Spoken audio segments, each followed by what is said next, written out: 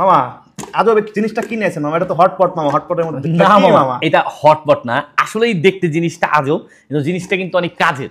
এটা হচ্ছে আপনার নিজের স্বাস্থ্য সুরক্ষার জন্য এই আইটেমটা আপনার অবশ্যই এটা অবশ্যই প্রয়োজন। কেমনে মামা আমাদের স্বাস্থ্য সুরক্ষা দেবে আচ্ছা, মামা? এটা টিনের স্বাস্থ্য বাটি দেখতেছি শুধু একটা আচ্ছা, মামা। এই টিনের বাটিতে এই আইটেমটা কিন্তু আপনার একটা দই মেকার, যেটা বাজারে সচরাচর আমরা দই কিনতে গেলে কিন্তু অনেক রং কেমিক্যাল ভেজাল দই খেয়ে স্বাস্থ্যের ক্ষতি করি। তো ওই ক্ষেত্রে আপনি এই 1 লিটারের দই মেকারটা যদি নিয়ে নিতে পারেন আপনার বাসায় আপনার ঘরে, তাহলে আপনাকে বাজার থেকে এই রং কেমিক্যাল ভেজাল যুক্ত দই খেয়ে শরীর স্বাস্থ্যের ক্ষতি করতে হবে না। আপনি নিজে ঘরে বসে খুব সহজেই দই তৈরি করে খেতে পারবেন। আচ্ছা মামা ঠিক আছে বুঝলাম, এটা কোন ধরনের দই তৈরি করতে পারে? বাজারে তো অনেক ধরনের দই পাওয়া যায়, মিষ্টি দই আছে, টক দই আছে, তো এটা কোন ধরনের দই তৈরি করতে পারে আচ্ছা, মামা? এটার ক্ষেত্রে হচ্ছে নরমালি আপনার দুধটা জাল করতে হবে, আর হচ্ছে দুধটাকে ঠান্ডা করে পুরাতন যদি একটু দই থাকে বাসায় ঘরে, তাহলে ওই দইটা হচ্ছে এখানে একটু মেখে দিতে হবে।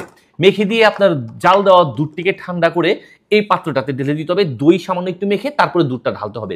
আর এটা ঢেলে দিয়ে হচ্ছে এই ঢাকনাটাকে লাগাই দিয়া আপনি খুব সহজেই হচ্ছে এখানে রেখে দিবেন। আর এই যে বৈদ্যুতিক লাইন ফ্ল্যাগটা আছে এটা আপনি কারেন্টের সাথে সংযোগ করে দিবেন। আচ্ছা মামা এটার কাজ কি? কারেন্টে দেওয়া লাগবে কেন? রাইখা দিলে হয়ে যাবে না? না, রাইখা দিলে হবে না, এটা কারেন্টে তৈরি হবে।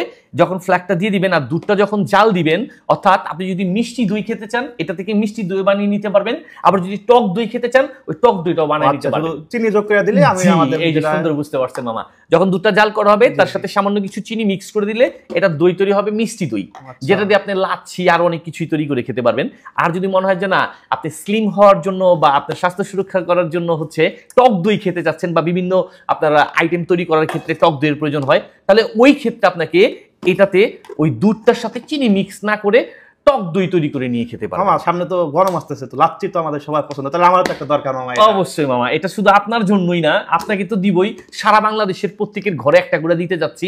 আসতেছে সামনে মাহে রমজান, এই রমজান মাসে সারাদিন রোজা রেখে ইফতারির সময় মনে চাবে একটু ঠান্ডা কিছু জুস শরবত বা লাচ্ছি খাই, ওই ক্ষেত্রে কিন্তু আপনি খুব সহজেই চাইলে দই তৈরি করে লাচ্ছি খেতে পারবেন আপনি এখন ঘরে বসেই। অর্থাৎ রেস্টুরেন্টের যে ফিল্টার লাচ্ছিটা ওটা আপনি ঘরেই খেতে পারবেন।